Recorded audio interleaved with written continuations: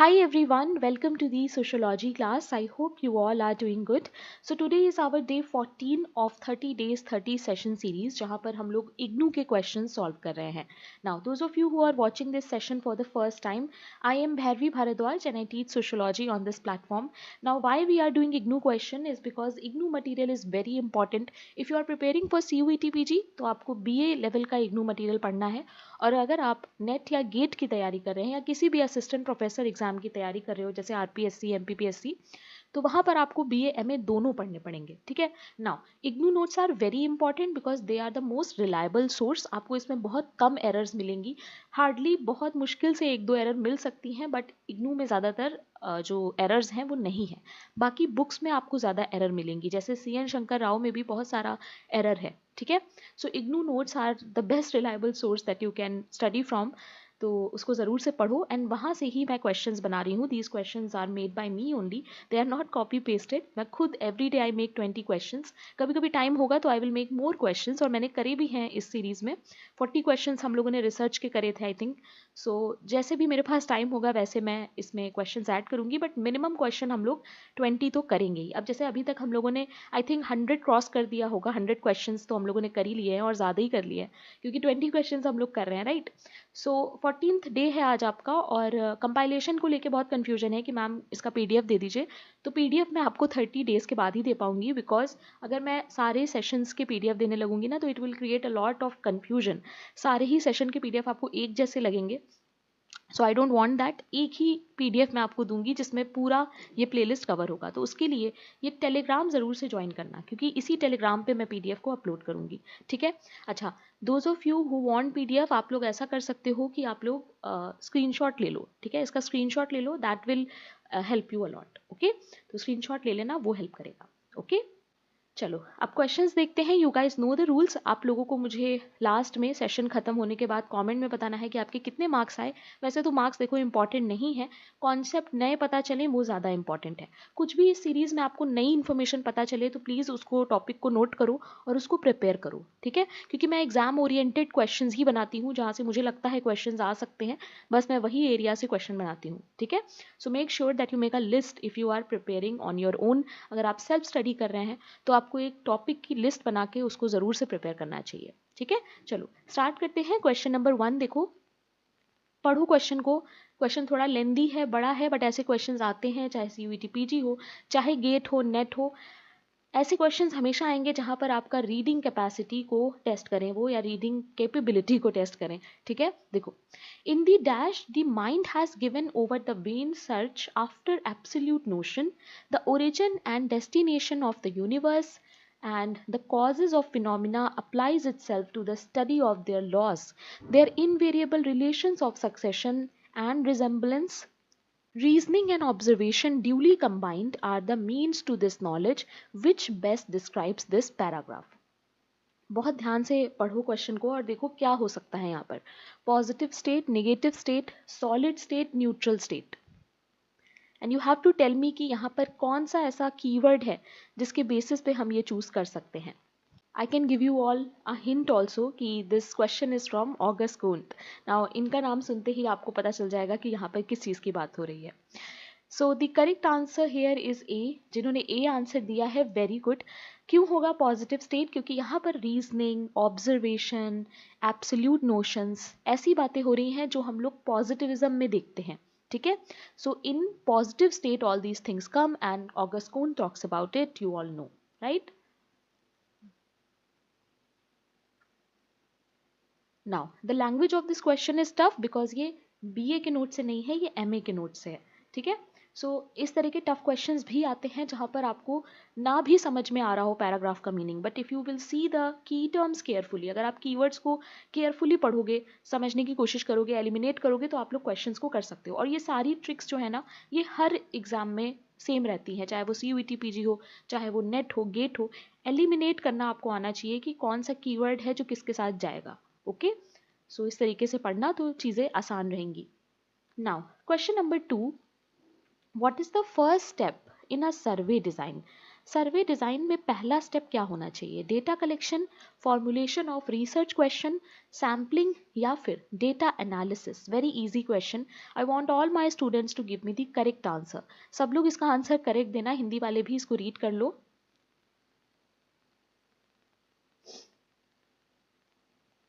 The correct answer is B. जिन्होंने B answer दिया है, वेरी गुड. सबसे पहले formulation of a research question होता है. सर्वे डिजाइन में सबसे पहले हम लोग रिसर्च क्वेश्चंस बनाते हैं. Okay, please remember this. Question number 3. Who recognized that the data must be collected not just anyhow but keeping certain rules in mind?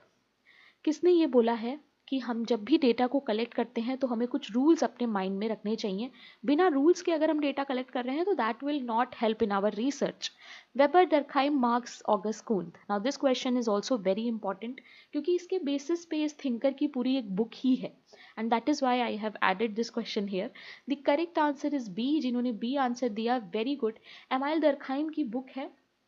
Now tell me, क्या नाम है उस बुक का जिसमें इन्होंने रूल्स की बात की है? Rules is the key word.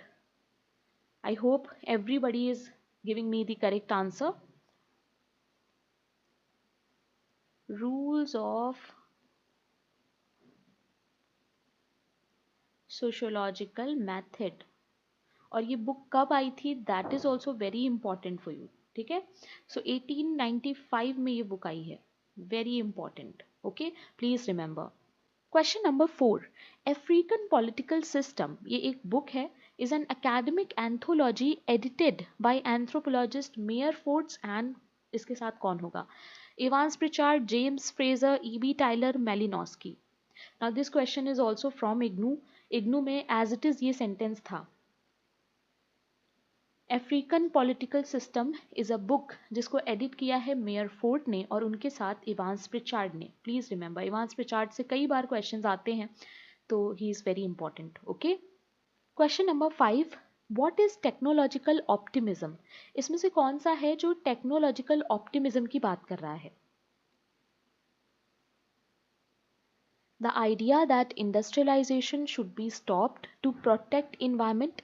क्या टेक्नोलॉजिकल ऑप्टिमिज्म ये कहता है कि इंडस्ट्रियलाइजेशन को हमें रोक देना चाहिए ताकि हम अपने इन्वायरमेंट को प्रोटेक्ट कर सकें, या फिर a movement against the use of modern technology, या फिर एक ऐसा मूवमेंट जो मॉडर्न टेक्नोलॉजी के अगेंस्ट हो? The theory that technology has no impact on environment. क्या ये एक ऐसी थ्योरी है जो कहती है टेक्नोलॉजी का कोई भी इफेक्ट नहीं होता है इन्वायरमेंट पे? या फिर the belief that technology will eventually provide solutions to environmental problems? What will be the correct answer? बहुत सारे क्वेश्चंस हैं जो मैं बीच बीच में इन्वायरमेंट के भी ऐड कर रही हूँ, जो कि जनरल क्वेश्चंस हैं, सारे ही एग्जाम के लिए इंपॉर्टेंट हो सकते हैं. अगर आपके सिलेबस में इन्वायरमेंट का टॉपिक है देन तो it is very very important. तो नेट वालों के लिए, गेट वालों के लिए बहुत इंपॉर्टेंट है. CUET PG वालों के लिए कम इंपॉर्टेंट है, बट कभी कभी आउट ऑफ बॉक्स भी एक आध क्वेश्चन आ जाते हैं, तो देख सकते हो. ठीक है, एटलीस्ट बेसिक्स सबको ही आने चाहिए. सो टेक्नोलॉजिकल ऑप्टिमिज्म का मतलब होता है guys, the belief that technology will eventually provide solutions. Now you have to understand कि ऑप्टिमिज्म का मतलब क्या होता है. ऑप्टिमिज्म मीन्स बीइंग पॉजिटिव, है ना. If you have optimistic attitude तो आप लाइफ में पॉजिटिव हो, हर चीज़ को पॉजिटिवली देखते हो, तो बाकी के सारे स्टेटमेंट तो निगेटिव हैं, तो वो तो नहीं होंगे. Believe that technology will eventually provide solutions. ना यहाँ पर बात किसकी हो रही है? यहाँ पर बात हो रही है ग्रीन टेक्नोलॉजी की. देखो, टेक्नोलॉजी के साथ प्रॉब्लम्स बहुत हैं, बट टेक्नोलॉजी बुरा नहीं है. टेक्नोलॉजी को अगर हम ठीक से यूज़ करें तो टेक्नोलॉजी के बहुत एडवांटेजेस भी हैं, right. So answer will be D. Okay, now question number 6. What is contest mobility? Contest mobility से हम क्या समझते हैं? A system where elite status is inherited from previous generation, a system where elite status is awarded through an open competition is based on effort, a system where only the ruling class decides who can attain elite status, या फिर a system where social mobility is completely restricted. Hindi वाले भी question को read करो. हिंदी में तो कभी कभी बहुत आसानी से आप देख सकते हो कीवर्ड्स, मुझे तो दिख रहे हैं. प्रतियोगिता गतिशीलता क्या है? Very easy question. I think CUET PG में हिंदी इंग्लिश दोनों लैंग्वेज में आपको क्वेश्चन मिलेगा, सो आई विल रियली सजेस्ट ऐसा हो तो एक बार हिंदी क्वेश्चन को भी ज़रूर से पढ़ना। ओके कभी कभी इंग्लिश में क्वेश्चन नहीं समझ में आता है बट हिंदी में डायरेक्टली ऑप्शन मैच हो जाते हैं। अब देखो यहाँ पर प्रतियोगिता है और करेक्ट ऑप्शन जो कि बी है उसमें भी प्रतियोगिता है, ठीक है। So the correct option is B, please remember. Contest mobility का मतलब होता है जब हम ओपन कंपटीशन के थ्रू अपना जो मोबिलिटी है उसको अटेन कर पाते हैं, ठीक है। जैसे अभी आप लोग IAS की तैयारी करो, अब आप कहीं से भी आ रहे हो, no matter what your background is, आप तैयारी करोगे, कंपटीशन में पार्ट लोगे and you guys can change your status, right. Society में आपका जो स्टेटस है you can change that on the basis of your effort and on the basis of competition. So B is the correct option, ठीक है। Contest mobility में we always go with competition and efforts, okay please remember. Now another thing that you have to remember कि contest mobility की बात करते हैं Ralph H Turner, okay ये भी एग्जाम में आ सकता है तो प्लीज नोट कर लेना। और इसके अलावा अभी एक क्वेश्चन और आएगा, वो भी राल्फ एच टर्नर का ही है, दैट इज स्पॉन्सर्ड मोबिलिटी, तो अभी हम लोग देखेंगे वो भी। Now look at question number 7। दो स्टेटमेंट्स दिए हैं, आपको स्टेटमेंट पढ़ के बताना है कौन सा ऑप्शन जो है वो सही होगा। स्टेटमेंट 1 सही है या statement 2।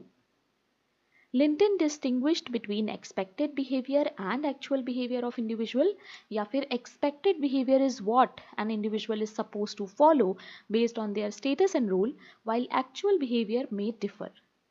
What will be the correct answer? This is easy question. जिन लोगों को पता है क्या होगा सही आंसर, इसका मतलब है कि आप लोगों की प्रिपरेशन बढ़िया चल रही है। The correct answer is, I hope everybody is giving the correct answer. The correct answer is D. Statement 1 जो है वो incorrect है. Why? Tell me in the chat क्यों है statement 1 incorrect? Because Linton नहीं बात करते हैं इसके बारे में, इसके बारे में न्यूकॉम बात करते हैं। ओके सो लिंटन यहाँ पर गलत हो जाएगा। Okay it is Newcomb that is right, जो कि बात करते हैं expected behaviour and actual behaviour के बारे में। स्टेटमेंट 2 बिल्कुल सही है। एक्सपेक्टेड बिहेवियर वो होता है जो हमारे रोल के हिसाब से, स्टेटस के हिसाब से हमसे एक्सपेक्ट किया जाता है, और एक्चुअल बिहेवियर वो होता है जो हम एक्चुअली में करते हैं। जैसे एज अ टीचर मेरा रोल है आपको पढ़ाना, बट लेट्स से मैं आपसे मजाक कर रही हूँ, तफरी कर रही हूँ, right, I am cracking jokes in the class, तो that is my actual behaviour. But expectations क्या है कि मुझे अच्छे से आपको पढ़ाना चाहिए, आपके लिए कंटेंट बनाना चाहिए, right. So this is given by Newcomb, please remember. Question number 8. What does intellectualism primarily emphasize? Intellectualism में क्या चीज़ important है? The passive acceptance of religious tradition and ritual, the reliance on rational thought to interpret and explain phenomena, the complete dismissal of supernatural concepts in all forms, या फिर the prioritization of emotional experience over logical reasoning. What will be the correct answer? Intellectualism को हम हिंदी में कहते हैं बौद्धिकता। Okay so बौद्धिकता का सही answer क्या होगा? The correct answer is B. Please remember, intellectualism में हम बात करते हैं कि कैसे हमें ज़्यादा से ज़्यादा रैशनैलिटी पे फोकस करना चाहिए, ठीक है। सो यहाँ पर एक्सेप्ट करना रिलीजियस ट्रेडिशन को, ये गलत हो जाएगा।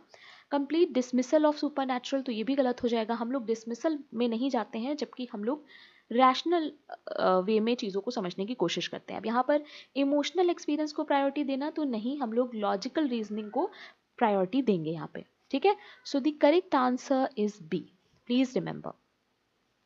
Now question number 9. What happened to the intellectual alliance between Saint Simon and Auguste Comte? Saint Simon और Auguste Comte के बीच में जो intellectual alliance था उसका क्या हुआ? It led to the formation of a strong political movement. It resulted in a joint publication advocating for monarchy. It ended in a bitter quarrel. या फिर it was never formed in the first place. So जिन्होंने Auguste Comte को अच्छे से पढ़ा है, specially those who are in the foundation batch, आप लोगों को मालूम है क्या हुआ था सेंट साइमन और ऑगस्ट कोंत के बीच में, राइट। मैंने आप लोगों को इन डेप्थ ये चीज़ें पढ़ाई हैं। The correct answer is, I hope everybody is giving the correct answer, it is C. उनका जो भी रिलेशनशिप था, जो अलायंस था, वो एक बिटर तरीके से एंड हुआ। ठीक है, so the correct answer will be C. Now if you guys know क्या था रीजन, क्या थी story, you can share it with me in the comment section. Okay, इतना इंपॉर्टेंट नहीं है ये, इतना इन डेप्थ या ऐसा क्वेश्चन नहीं आता है, बट हाँ कुछ एग्जाम्स हैं जहाँ पर इस तरह के क्वेश्चन आपसे पूछे जाते हैं. जैसे गेट में आपसे कभी कभी ऐसा क्वेश्चन पूछते हैं. एक बार एक क्वेश्चन पूछा था वहाँ पे कि M.N. श्रीनिवास ने जो द रिमेंबर्ड विलेज बुक लिखी है, वो क्यों उसका नाम उन्होंने द रिमेंबर्ड विलेज रखा. ऑप्शंस में कुछ इस तरीके से थे कि क्योंकि उनके सारे वर्क में आग लग गई, क्योंकि उनको याद नहीं था नाम विलेज का, इसलिए. तो इस तरीके से क्वेश्चंस आते हैं. ठीक है, सो कभी कभी आपको थोड़ा सा बैकग्राउंड स्टोरी भी पता होनी चाहिए किसी भी थिंकर के बारे में. Okay, and it also I think makes the subject interesting. आपको ये सब पढ़ने में थोड़ा सा ड्रामेटिक लगेगा, ड्रामा मिलेगा, तो आपको मज़ा आएगा पढ़ने में, right. Now, who is the author of negative dialectics. Negative dialectics के ऑथर कौन है? Very important book, Karl Marx, Engels, Adorno, Horkheimer. What will be the correct answer? 1966 में ये बुक आई थी. The correct answer is C. Please remember, जो मैंने आप लोगों को बुक लिस्ट दी है उसमें भी ये बुक मेंशन है और इग्नू में भी ये बुक है, so it is very important. Okay, now question number 11. How does the World Health Organization WHO define sexual violence? WHO ने sexual violence को कैसे define किया? Any consensual sexual act between adults, any sexual act, attempt to obtain a sexual act, unwanted sexual comments or advances, or acts of trafficking using coercion, only physical assault of a sexual nature, या फिर a private matter that occurs only within personal relationship. So sexual violence को WHO ने कैसे define किया है ये आपको बताना है. हिंदी वाले भी क्वेश्चन को रीड करो. The correct answer is B. Please remember guys, sexual violence में ये सारी बातें हैं जो WHO करता है. ठीक है, अगर आप किसी के ऊपर सेक्सुअल कमेंट भी कर रहे हो तो that also comes in your sexual violence. Okay, question number 12. In which Indian state did the SNDP movement originate. SNDP movement कौन से इंडियन स्टेट में आया था? Now movements are very important part of sociology for all exams. CUET PG में थोड़ा कम है क्योंकि वहाँ पर टॉपिक नहीं दिया है आपके सिलेबस में, बट क्वेश्चन आए हैं एक दो सोशल मूवमेंट से, और गेट में बहुत इंपॉर्टेंट है, और सोशियोलॉजी का जो नेट का सिलेबस है उसमें तो बहुत इंपॉर्टेंट है. तो what I will do is I will have a marathon very soon, जिसमें हम लोग सारे सोशल मूवमेंट्स को एक जगह पर कवर करेंगे in a very simple form. ठीक है, so I am making the content, so don't worry, हम लोग इसको कवर करेंगे. सारे मूवमेंट्स में आपको एक ही क्लास में पढ़ाऊंगी, एंड मैं कोशिश करूंगी कि 1 या 2 घंटे से ज़्यादा वो क्लास ना हो. ओके, तो इसका आंसर बताओ मुझे क्या होगा? तमिलनाडु, कर्नाटका, केरला या Andhra Pradesh? The correct answer is C, that is Kerala. Please remember, SNDP movement is a very important movement. इसका एक बहुत फेमस लोगो है, that is one caste, one religion, one God. Shri Narayan गुरु इसके मेन ओरिजिनेटर हैं, you can say. Now, this movement was focusing on uplifting of the Izawa community of Kerala. So इसको हम लोग in depth पढ़ेंगे. ओके, जब हम लोग सोशल मूवमेंट का टॉपिक करेंगे ना, तो वहाँ पर मैं आपको इसको इन डेप्थ पढ़ाऊंगी. Okay, now question number 13. Which of the following best defines a carcinogen? Now carcinogen क्या होता है? ऐसे अनकॉमन क्वेश्चंस भी आ जाते हैं. This is a very scientific question, but science and tech का पार्ट नेट में है, तो इसलिए कभी कभी क्वेश्चंस ऐसे पूछ लिए जाते हैं. A substance that helps in cell regeneration, a compound that strengthens the immune system, a substance that causes cancer, या फिर a drug use to treat cancer. Carcinogen क्या होता है? इग्नू में दिया हुआ है ये, दैट इज़ वाई मैंने यहाँ पर ऐड किया है. The correct answer is C. जिन्हें नहीं पता था कोई बात नहीं, इसको ऐड कर लो अपने कहीं पे नोट्स में. A substance that causes cancer. Carcinogen एक ऐसा सब्सटेंस होता है जिससे कैंसर होता है. Okay, please remember. Now question number 14. Who is the author of a vindication of caste? A vindication of caste 1936, इसके ऑथर कौन है? गांधी, अंबेडकर, योगेश अटल या फिर Ashwini Deshpande? The correct answer is A. जिन्होंने ए आंसर दिया है, वेरी गुड. एक्चुअली ये एक सीरीज है आर्टिकल्स की. Okay, not a book. इस सीरीज में बहुत सारे आर्टिकल्स हैं जो कि गांधी जी ने लिखे हैं. Okay, now question number 15. दो स्टेटमेंट्स हैं, दोनों को अच्छे से रीड करो और बताओ आंसर क्या होगा। I am giving you some time, Hindi वाले भी रीड करो। By understanding generalized other, the child is able to understand what kind of manners is expected as well as valued in any social setting. Significant other consists of those persons who are of importance in the child's life and affect his her understanding of self along with the child's emotions and behavior. What will be the correct answer?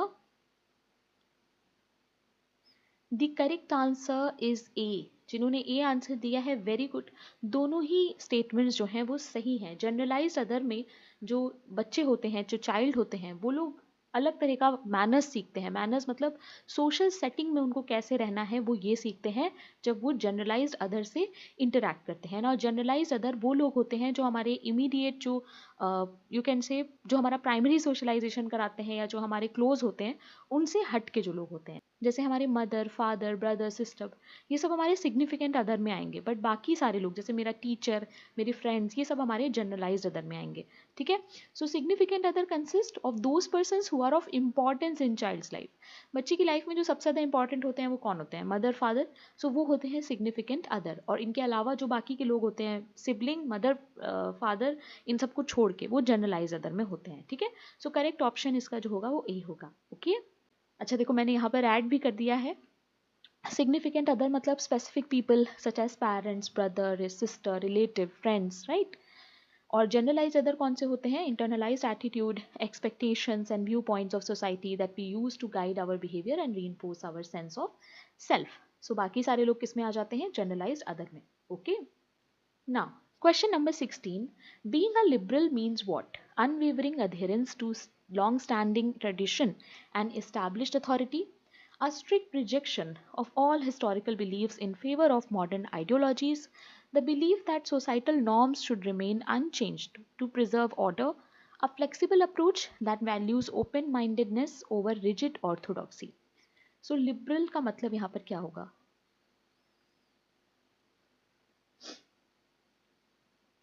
The correct answer is D. जिन्होंने D answer दिया है very good. ये एक flexible approach होती है जहाँ पर हम ओपन माइंडेडनेस पे फोकस करते हैं, ना कि ऑर्थोडॉक्सी या रिजिड ऑर्थोडॉक्सी। यानी जैसे पुराने ट्रेडिशंस को एकदम आंखें बंद करके फॉलो करना है ना, या फिर चीज़ों को क्वेश्चन ना करना, तो वो सब आएगा ऑर्थोडॉक्सी में। ठीक है। So the correct option is open mindedness. Liberal हमेशा ओपन माइंडेडनेस के साथ जाएगा। बाकी के ऑप्शंस भी देख लो। Unwavering adherence to long standing tradition, तो ये तो नहीं होगा, right. Strict rejection of all historical belief, तो ये भी नहीं होगा। Believe that societal norms should remain unchanged, तो ये भी नहीं होगा। ऐसी कोई भी बात being liberal you don't do, right. So option जो सही है वो क्या है? D. Okay. Now question number 17. What is sponsored mobility? ये सेम क्वेश्चन है जैसे अभी हम लोगों ने किया था, उसी पैटर्न पे है।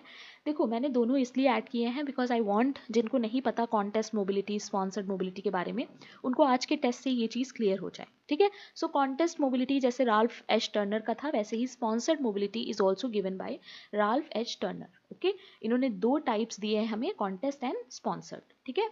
सो पहले तो ये आपको याद रखना है। ओके। नाउ स्पॉन्सर्ड मोबिलिटी क्या होता है बताओ? A system where elite status is earned through open competition. A system where the existing elite select individual for elite status based on certain criteria. A system where the elite status is inherited without any selection process. या फिर a system where individuals can take elite status by any amount of effort. So पहला वाला option तो नहीं होगा because it is talking about contest, right?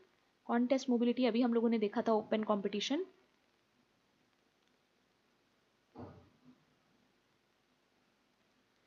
सो यहाँ पर जो करेक्ट ऑप्शन होगा वो क्या होगा बताओ जल्दी? The correct answer is, it is B. Sponsored का मतलब क्या होता है? अगर मेरे चैनल को कोई स्पॉन्सर कर रहा है तो इसका मतलब क्या है? कि वो मुझे हेल्प कर रहा है उस चीज़ में, राइट। वो मुझे एक पोजीशन पे पहुंचाने में हेल्प कर रहा है, स्पॉन्सर कर रहा है बेसिकली। तो स्पॉन्सर का मतलब क्या होता है? जब आप किसी एलीट स्टेटस पे जाना चाहते हो दूसरों के रेफरेंस के थ्रू, ठीक है, लोग आपको रेफरेंस करेंगे, लोग आपको सेलेक्ट करेंगे, ओके किसी भी क्राइटेरिया के बेसिस पे जो एग्जिस्टिंग एलीट है ना वो आपको अपने हिसाब से चूज करेंगे, so that will be your sponsored mobility. Okay B, आपने देखा होगा जब आप लोग जॉब स्विच करते हो तो अगर आप खुद से जाओगे अपने बेसिस पे इंटरव्यू वगैरह देके कंपटीशन में पार्ट लेके तो that will be your contest mobility. But कभी कभी ऐसा भी होता है ना कि कोई वहाँ पे ऑलरेडी काम कर रहा है ना, तो वो एक ऑलरेडी एलीट है और वो आपको वहाँ पर स्पॉन्सर कर देगा, वो आपको वहाँ पर पहुँचा देगा, सो that will be your sponsored mobility. ठीक है, यानी किसी और ने आपको स्पॉन्सर कर दिया। I hope you guys understood. Now question number 18, what is ecocentrism. अच्छा मैंने देखो सारे क्वेश्चंस आज ऐसे रखे हैं what is and definition based, so that आप लोगों को टॉपिक पता चल जाए। ठीक है, आपको पता होना चाहिए कि इस टर्म का क्या मीनिंग है। सो इकोसेंट्रिज्म का क्या मतलब है, देखो the believe that humans are superior to all other living organism, the idea that only economic growth should be prioritized over nature, the view that humans are just one among many organisms and all have equal rights, the approach that only endangered species should be protected। now सोच के बताओ इसका answer क्या हो सकता है। ecocentrism, now this is not ethnocentrism, okay, ecocentrism है, ध्यान से पढ़ना। the correct answer is C। Please remember ecocentrism ये कहता है कि हम सब एक ऑर्गेनिज्म है एंड सबका इक्वल राइट है। ओके, नाउ क्वेश्चन नंबर 19, संक कैपिटल का मतलब क्या होता है। संक कैपिटल हम लोग पढ़ते हैं इन्वायरमेंट में। देखो capital that can be easily transferred to different industry, capital that remains fixed in one place and can not be used for other type of production, money invested in stocks and bonds, या फिर capital that depreciates over time and remains flexible in its use. ऐसा कौन सा capital है बताओ जिसको हम लोग संक कैपिटल कहते हैं। Now those of you who don't know please remember it is B. ठीक है, ऐसा कैपिटल जो कि फिक्स्ड रहता है एक ही जगह पर और उसको हम दूसरे टाइप ऑफ प्रोडक्शन में यूज नहीं कर सकते, इसीलिए इसे डूबी हुई पूंजी कहते हैं। ठीक है, और इसको एक और नाम से हम लोग जानते हैं, that is specialized capital.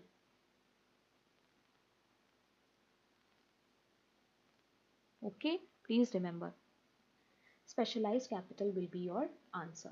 Now question number 20 and the last question of today's class, how many types of longitudinal designs are there। longitudinal design कितने तरह के होते हैं आपको ये बताना है। very easy question, 1 2 3 या 4, जल्दी से बताओ इसका आंसर क्या होगा।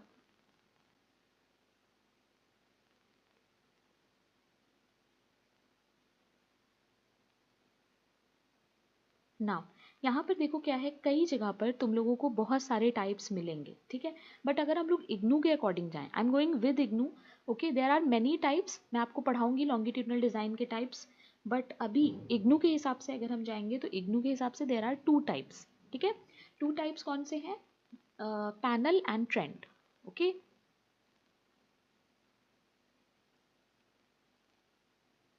पर अगर इसको तुम लोग गूगल करोगे ना तो गूगल करने पे तुम लोगों को और भी टाइप्स इसमें पता चलेंगे। ठीक है, जैसे कई जगह पर तुम लोगों को मिलेगा cohort studies, then prospective studies, retrospective studies, बहुत सारे होते हैं। ओके, बट यहाँ पर इग्नू के हिसाब से हम लोग जा रहे हैं, सो ऑप्शन विल बी 2।